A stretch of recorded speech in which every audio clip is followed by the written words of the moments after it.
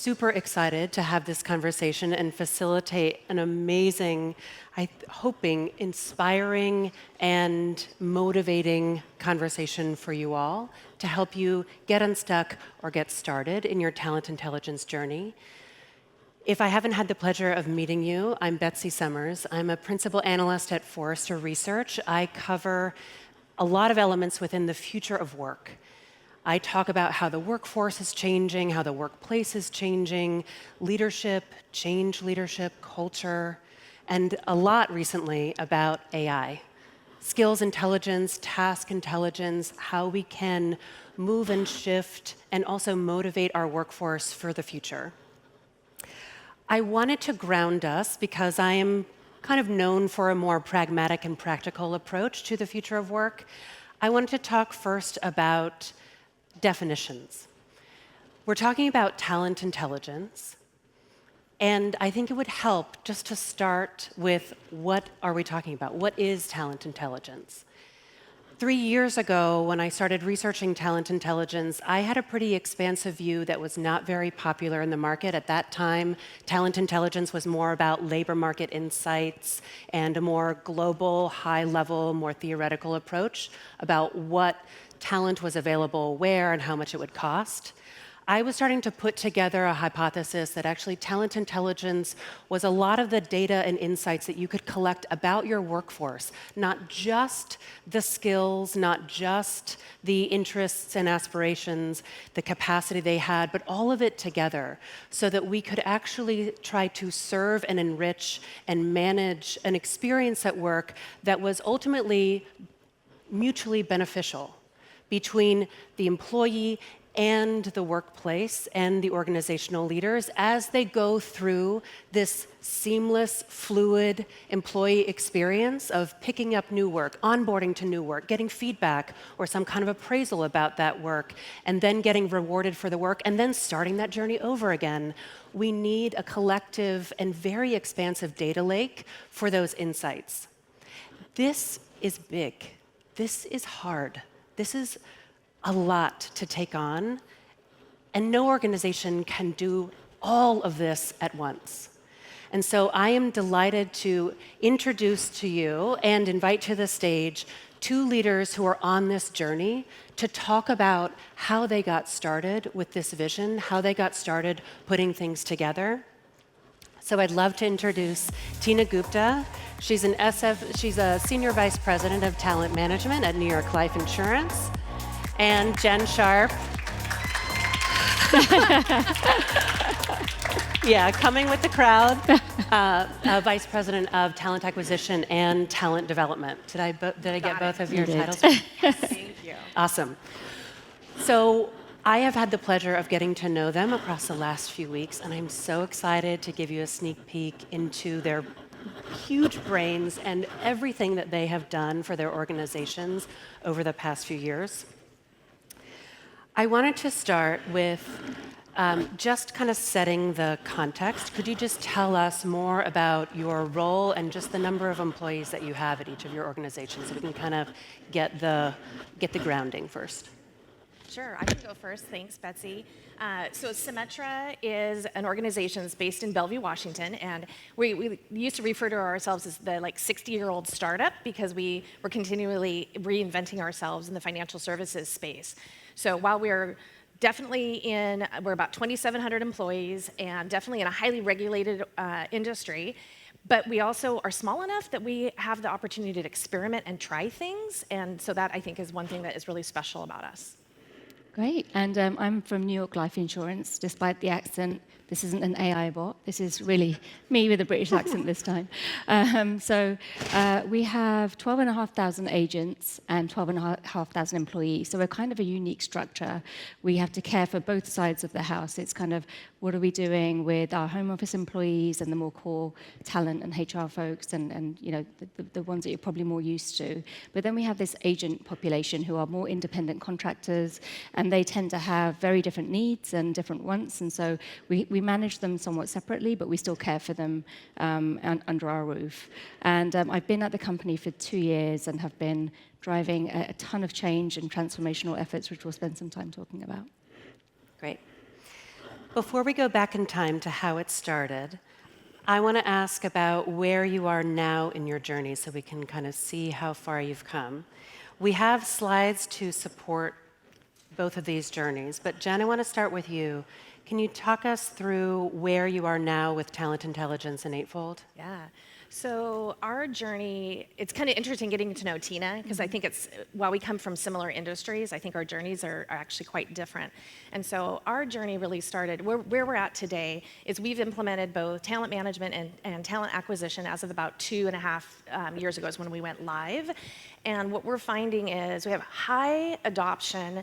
People are coming back to the platform, but it's also because I think we've been really strategic about how we've crafted our talent practices around using the platform. So rather than it becomes part of just what we do and where you go to do whatever that thing is.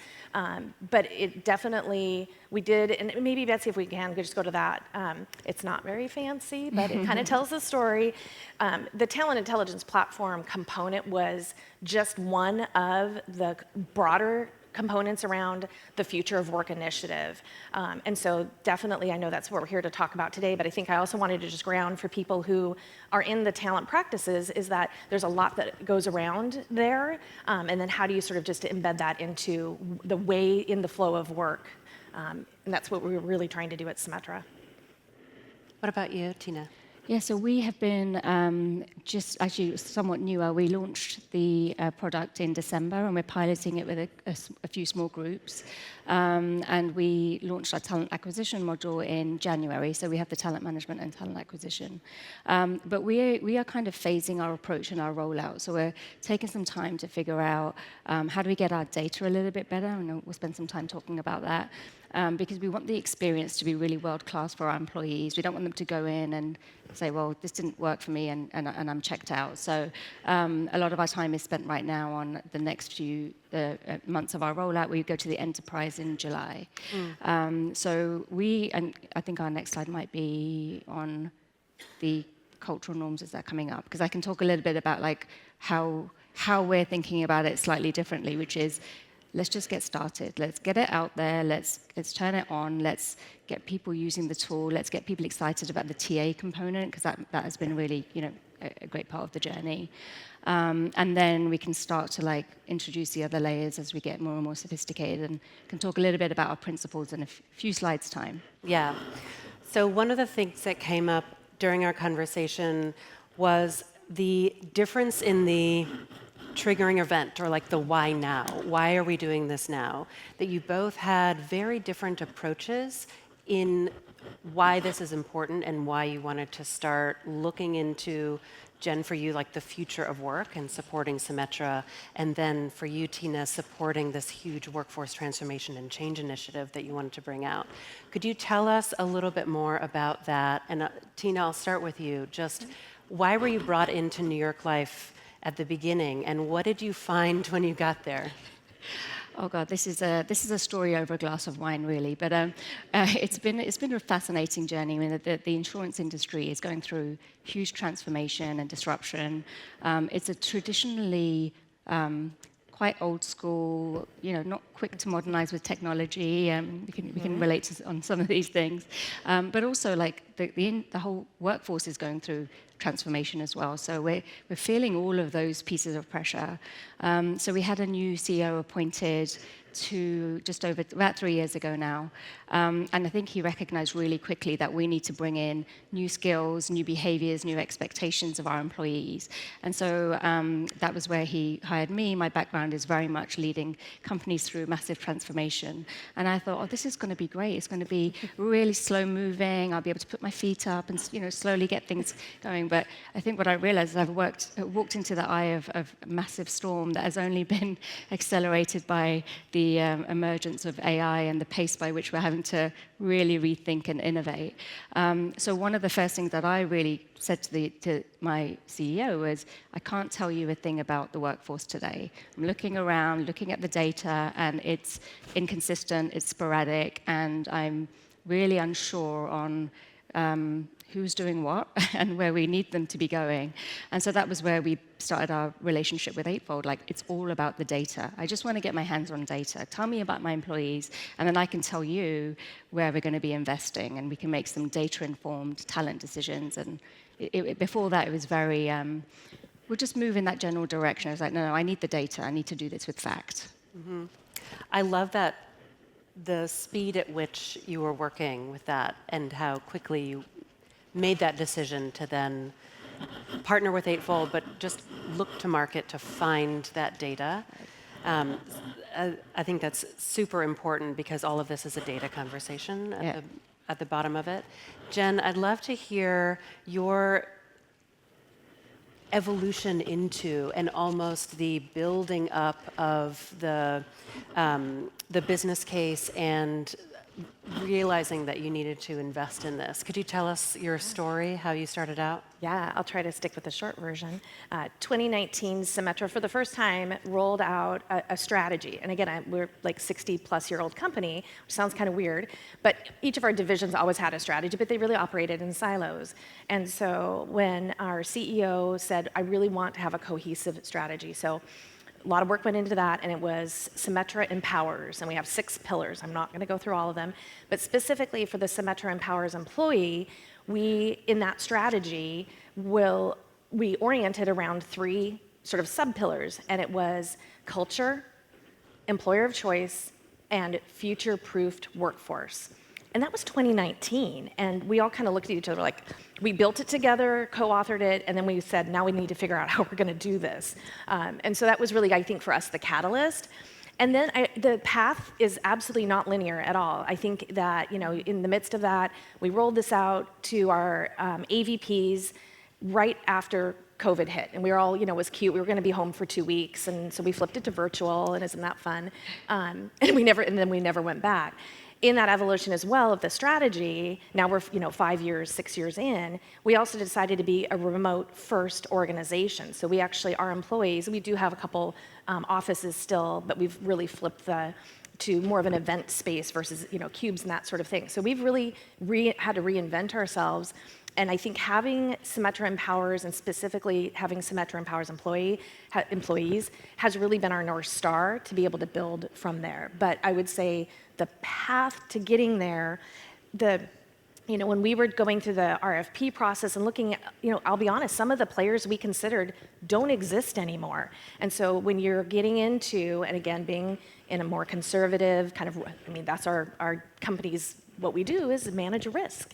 And this felt risky, but I think along the way, you just have to find those places to really, that are very grounding, and whether that's your core values or your strategy, and let those be the guideposts. Let those guide the way, and you will figure it out. And I think it's one where just really building the relationships that we have with the Eightfold organization over time. One of the individuals that we had worked with at a prior organization, so we kind of already had that foundation.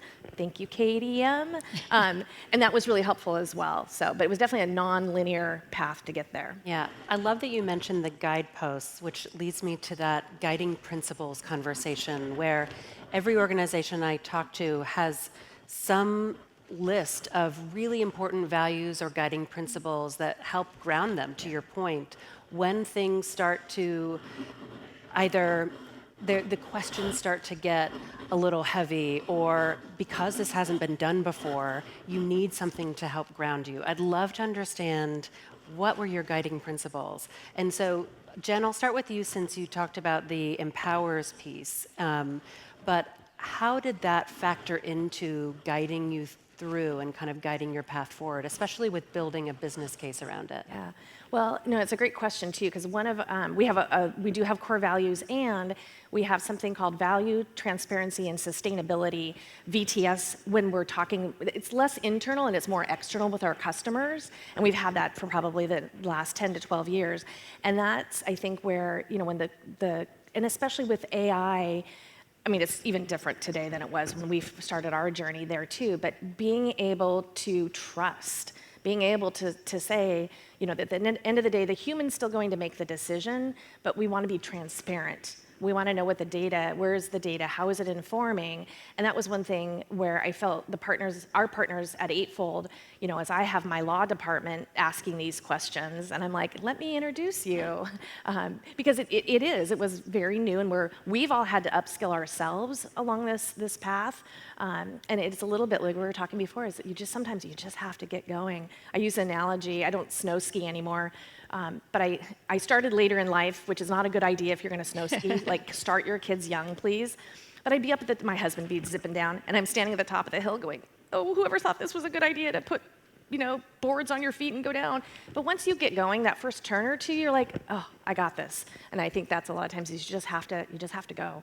Yeah, Tina, you definitely have perspective on that. You just have to go. I'd love to hear your guiding principles and give us a little sense of how easily they were embraced, maybe, for your team. Yeah, I mean, it's not just upskilling, the organization and trying to sell something which is actually quite hard for people to grasp. Like, what do you mean by skills? Like, how is that relevant? Like, focus on what HR normally does. So we were upskilling my team too, and actually coming in with, I had a really strong point of view that I knew that we had to invest in our skills journey. But I also knew that we didn't have a ton of people who knew anything about this, and I was bringing the team along on the journey, but I was also driving us somewhere which I thought was really important and progressive and kind of cool for the company. So there was excitement as well as trepidation, as well as learning while we were doing. And it's been a huge amount of experience, but these were the principles we came up with. And one of the things I said to our CEO was, you're just going to have to know that this is probably going to be a little bit messy. It's not going to be very clean. It's not going to be very easy. And I can't even guarantee that the funding you're agreeing to invest is going to pay off. But I'm pretty sure that this is the right path we should do. So somehow, somewhere, we managed to get that commitment. And one of the things I spoke to them about was, we don't know what we're doing because it's so new for all organizations, but this is going to take us, and you talk about future of work, this is going to get us our foundation set up to really be more planful for the investments we make, the future of work. So here's some of the guiding principles, but the one that I really want to hone in on is just start somewhere. Just figure out the first thing that you could do. And you've heard it a little bit over the last couple of days. What is that micro thing that will make a difference? And you get that proof of concept, and then you're allowed that to help tell the story to the next person, to the next person. One more thing I'll just touch on as well is we also are making sure this is deeply rooted in business. Like, is this helping the business? This isn't just a nice HR fad with a lovely platform that looks and feels great. Isn't that a nice experience? It's actually helping us solve a real right now problem, which is we have these people whose roles are going to transform and disrupt imminently. It's already happening. We're already behind. And we need to be really mindful of how we're providing them with opportunity and skill. And that's our commitment to our employees. We have that as a commitment. We've got to get this right for them. So this is helping them in a real way and helping our company in a real way. I love that. One of the things that you talked about in our initial conversations was this phrase, pace over perfection, which I love so much, and analogous of progress over perfection. And I think that can be difficult for HR as a field and a function who are used to everything kind of ticked and tied, and peer review studies and research and IO Psych confirming and validating everything. But we're now walking into a whole new world of experimentation and learning and adapting on the fly to market changes that are moving so quickly. I know it's only going to help us. Finally, we're like, well, nobody knows what they're doing. It's not just that we've decided to do this thing. Everyone's out there experimenting for the first time, and we're learning from each other, learning at venues like this. But it's time for us to just be brave, and let's just get on with it. Get on with it. I wanted to ask about skeptics, because this is usually something that comes up when we're just getting started, is overcoming the barriers internally of people who are saying, well, we have Excel, or we have free tools to do skills management, or something like that. I'm curious, what kind of blockers did you find, even internally on your team? Just the lack of confidence that could be a blocker and barrier. Jen, I'll start with you.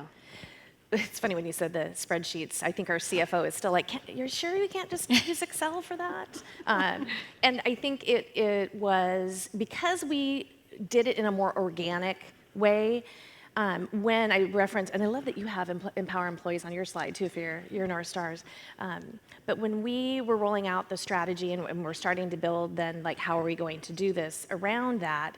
That it helped shape. We didn't have data on our. I mean, the data was there, but it was like in this black box that you couldn't get to, and maybe somebody could, but I couldn't, and so you find those ways to be able to speak to it, and so.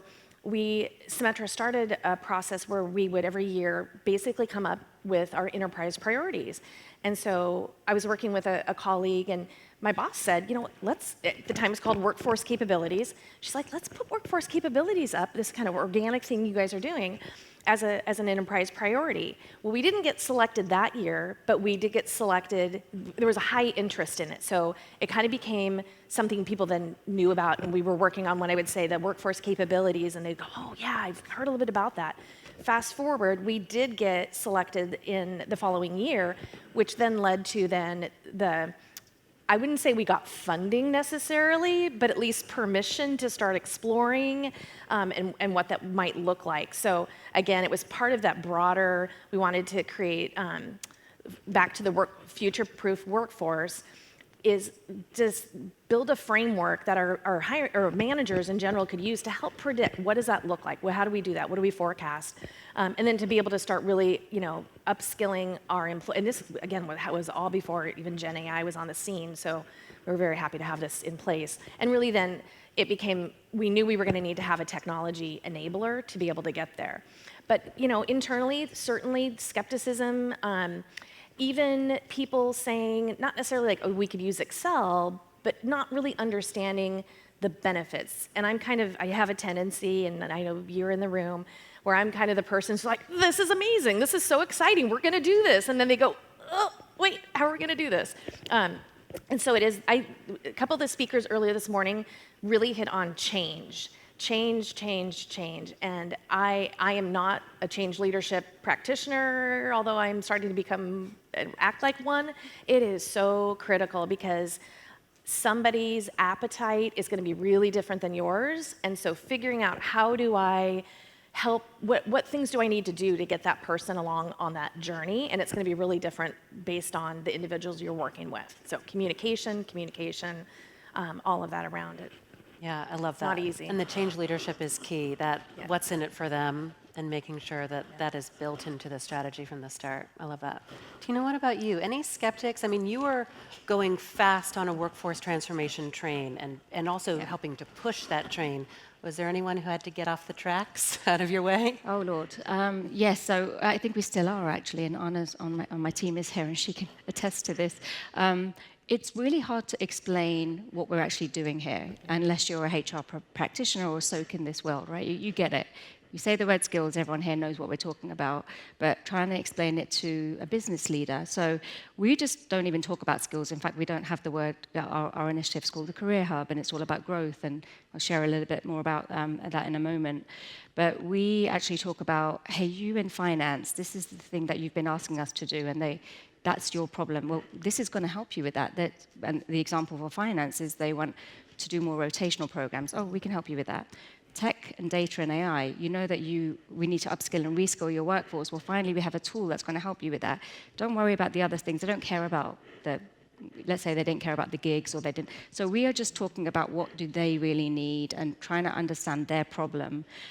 So it's change management is key, but it's really also culture change at the heart of it, because we're now going to have to think differently about movement and who we identify and how we utilize them and all those things. And that's cultural change as well as operational and day-to-day change. So there's many layers to it.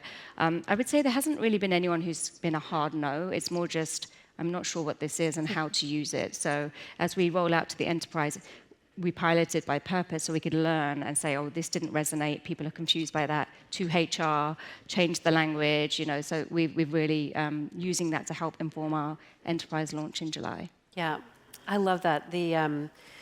position in making sure that you're positioning in the language of the benefits and how it's going to help people, not just the strategy of like AI is cool, skills, task Right. intelligence, et cetera. I wanted to ask about rollout, and maybe part of the data preparation conversation of like getting ready to actually do the thing and deploy it in your organization.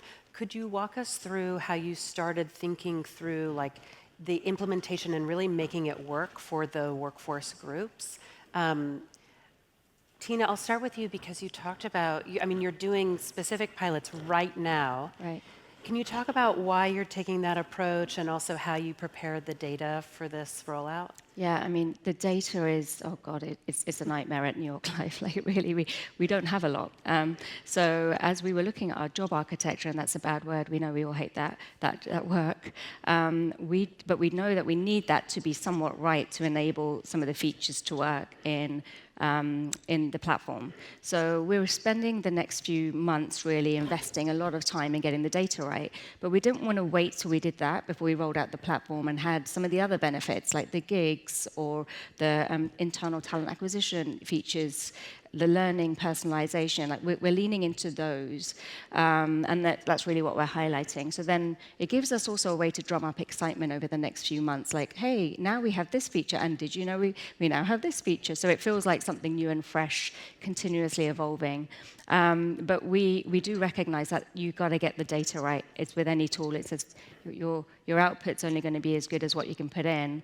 But my advice would be, or maybe my experience has been, the evolution of technology has made this whole job architecture work so much easier. I mean, who could have thought we could do this in a few months even? Layer in the AI, like we're learning so much so quickly. And this would have been, I'm talking about the binders, the printouts. This is finance's job architecture. Like no one touches it again. It's gathering dust somewhere. So like that, those days are gone. It's in this, and it's in the click of a button. So we're doing the data piece, but that's not stopping us from moving along as well. Mm-hmm. How did you choose the pilot groups? It was a couple of things. One, HR is one of them, and we were like, you're going to be our pilot group because we need you just to test the bugs and make sure everything's good and it's a safe ground. And it's an enterprise HR goal for us to deliver this work. So everyone had a vested interest. And then we went to where the need and the appetite was. So finance had been talking about they want to do rotations, they want to do gigs for some time. Tech and in fact, tech were trying to almost do this themselves and build their own, which is a very New York Life thing. I was like, stop. And so we went there. We were like, here's your problems. Let's help you with them. And so I would highly recommend doing a pilot because you do learn a hell of a lot. And I know people like to approach it in different ways, but that has really shaped and changed some of the ways that we're going to be messaging as we go to the enterprise. And it just felt safer for us. So it's a pretty big pilot. It's still a few thousand people, and early results have been quite fascinating. I love it. Jen, what about you? How did you manage your rollout? You have fewer employees, but how did you pick and choose either phased rollout approach or any pilot groups? Yeah, so we did really discuss a pilot, and we looked at functional areas and that sort of thing too. And in the end, kind of back to your slide that says just start somewhere. And so we actually implemented, even though originally we were only looking for talent management, talent acquisition. Then once we had selected Eightfold, I went back, and I always say it's my secret agenda, was to look at TA.